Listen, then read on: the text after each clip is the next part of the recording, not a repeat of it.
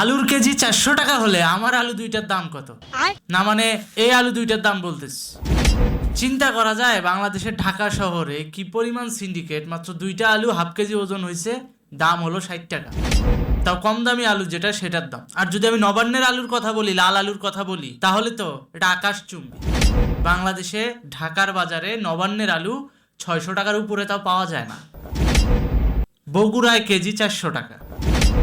এইভাবেই চলতেছে সবজির বাজার। এভাবে সাধারণ মানুষ দিনকে দিন অবহেলার শিকার হচ্ছে, সিন্ডিকেটের চাপে পড়ে বেশি দামে দ্রব্যমূল্য কিনে খাচ্ছে, সরকারের কোনো মাথা ব্যথা নেই। আপনি দেখেন, এই যে আপনাদেরকে দেখাই, এই যে দেখেন কতটুক, আপনার কি মনে হয় এটার দাম কত হতে পারে? হাফ কেজি সিম 100 টাকা, এই যে টমেটো হাফ কেজি 80 টাকা, আর এই যে আলু হাফ কেজি নিলাম, আর এক হালি ডিম, সব মিলায় 350 টাকা পার হয়ে গেছে। এই যে সব মিলায় 350 টাকার উপরের বাজার নিয়ে বাসায় এসে যখন এরকম হতাশা করা লাগে, মানে হতাশা চর্চা করতে হয়, তখন কষ্ট লাগে। এই টাকাগুলো যদি কৃষক পাইতো কোনো আপত্তি লাগতো না। যে সিম ঢাকার বাজারে 200 টাকা, কৃষকের ঘর থেকে সেটা আনা হয় মাত্র 15 টাকায়। যে আলু ঢাকার বাজারে নতুন আলু, লাল আলু 400 টাকা, কৃষক কিন্তু 400 টাকা পায় না। কৃষক কত পায় জানেন? 30 থেকে 40 টাকা, তাও হাইস্ট। ও যদি মানে সর্বোচ্চ লেভেলে বেশি দামে বিক্রি করেও থাকে, এর বাইরে ও বিক্রি করতে পারে না।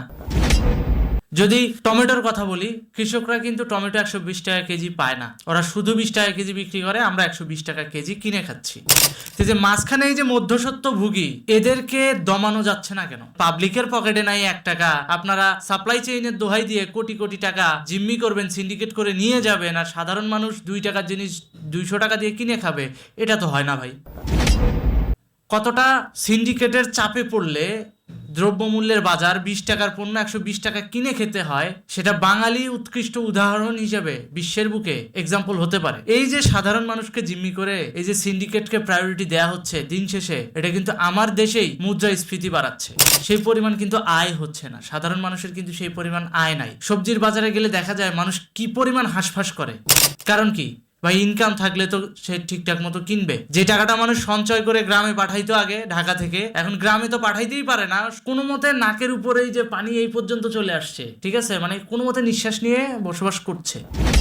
আর এই অবস্থা যদি হতে থাকে, সাধারণ জনগণ রাস্তায় নেমে আসবে, বেশি দিন লাগবে না। পশ্চিমবঙ্গে যদি সিমের কেজি 20 টাকা হয়, ভারতে যদি আলুর কেজি 40 টাকা হয়, বাংলাদেশে 400 টাকা কেন হবে?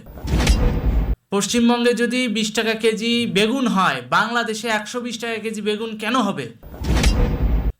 যদি ভারতে পেঁয়াজের কেজি 40 টাকা হয়, বাংলাদেশে পেঁয়াজের কেজি 140 টাকা কেন হবে? আমাদের দেশেও তো উৎপাদন হয়, সব তো আর আমরা ইম্পোর্ট করি না। এই যে সিম, এই সিমটা তো আমরা আমদানি করে আনি নাই। তা আমদানি করেও যদি নিয়ে আসি তাহলেও তো অনেক কম পড়বে, কিন্তু আমাদের দেশীয় পণ্য আমরা কিনে খাচ্ছি, তবুও দাম বেশি 200 টাকা কেজি কেন?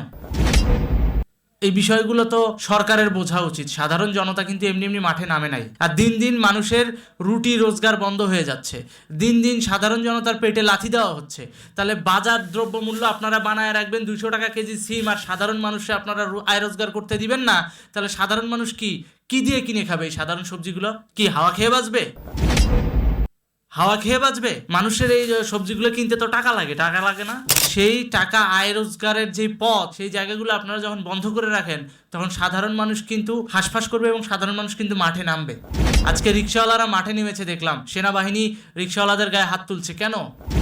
রিক্সাওয়ালারা কি এমনি এমনি মাঠে নেমেছে? আপনারা আমদানি বন্ধ করতে না পেরে আপনারা ব্যাটারির নিয়মিত আমদানি করতে দিবেন, তারপরে অটো রিক্সা বানানোর কারখানা বন্ধ করবেন না, আপনারা কি করবেন? ডিরেক্ট রিক্সাওয়ালার পেটে লাথি দিয়ে রিক্সা বন্ধ করে দিবেন। তাহলে ওই শ্রমজীবী মানুষগুলো যখন বাজারে যায় সিম কিনতে যাবে 200 টাকা কেজি সিম, তখন কি আপনার বাপ দেবে সেই টাকা, নাকি ইউনুস সরকার এসে দিবে? কোনটা? কেউই দেবে না। তো তার রোজগার কিন্তু তারই করে খেতে হবে। তাহলে কেন রিক্সাওয়ালার পেটে আমরা লাথি দিচ্ছি? প্রশাসনের এই বিষয়গুলো মাথায় রাখা উচিত। রিক্সাওয়ালা, শ্রমজীবী মানুষ, শ্রমিক শ্রেণী, এদের পেটে কখনো লাথি দেওয়া উচিত না। যেভাবে এক্সপোর্ট রপ্তানি অর্ডার যেভাবে বাতিল হচ্ছে, তাতে শ্রমিকরাও 2 দিন পর কিন্তু রাস্তায় নেমে আসবে, কারণ তারা বেকার হয়ে যাবে। তারা এই 200 টাকা কেজি সিম কিভাবে কিনবে? তারা 140 টাকা কেজি টমেটো কিভাবে কিনবে? তারা 160 টাকা কেজি আলু কিভাবে কিনবে? সর্বনিম্ন আলু, যেটা একেবারে না হলেই নয়, সেটাও 160 টাকা। আর যদি নতুন আলুর কথা বলি, 400 টাকা কেজি, ওটা তো কেনার সামর্থ্যই নাই শ্রমিকদের। তাহলে এইভাবে যদি দেশ চলতে থাকে, তাহলে সাধারণ মানুষ বাঁচবে কিভাবে? তাহলে সাধারণ মানুষ বাঁচবে কিভাবে? আমাকে বুঝান এটা। সাধারণ মানুষের আয়ের রাস্তা বন্ধ করে দিবেন, আবার এদিকে জিনিসপত্রের দাম বাড়ায় দিবেন, সিন্ডিকেটের কোনো নজরদারি নাই, বাণিজ্য মন্ত্রণালয় বাণিজ্য উপদেষ্টা বসে বসে মন্ত্রণালয়ে বসে বসে মাছি মারবে, আর এদিকে সাধারণ মানুষ বেশি দামে জিনিস খাবে। এটা কোন ধরনের নীতি ভাই?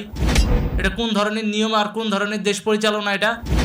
খালি ভোক্তা অধিকার দিয়ে আপনারা ব্যবসায়ীদের জরিমানা করলেই কি জিনিসপত্রের দাম কমে যাবে? মোটেও না। আপনারা সাপ্লাই চেইনের ভিতরে কোন কোন জায়গায় কোন কোন পয়েন্টে ঘুণ আছে সেই ঘুণগুলো আইডেন্টিফাই করে মেরে ফেলেন, দেশে দ্রব্যমূল্যের দাম অনেক কমে আসবে। সাধারণ মানুষ না খেয়ে মরছে, সেদিকে কোনো খেয়াল নাই। আপনারা আছেন অমুক সংস্কার করবেন, তমুক সংস্কার করবেন, এই আপনাদের সংস্কারের নমুনা।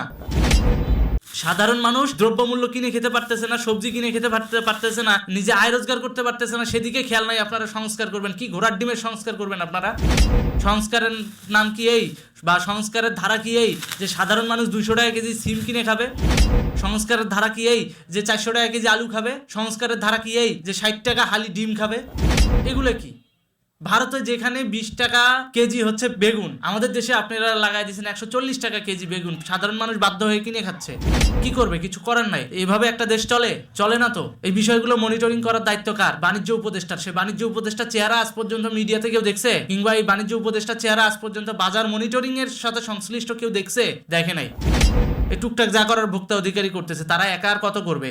তার পুরা যে সাপ্লাই চেইনের যে সিস্টেমটা, সেই সিস্টেমটা কেন কাজ করছে না? কারণ হচ্ছে গণতান্ত্রিক সরকার দেশে নাই। শেখ হাসিনা সরকার থাকতে আর যাই হোক, মানুষজন ইনকামও করতে পারছে, ওই রকম খরচও করতে পারছে। এখন তো ইনকামই নাই, তার উপর 200 টাকা কেজি সিম। কিভাবে চলবে সাধারণ মানুষ? এটা বুঝতে হবে।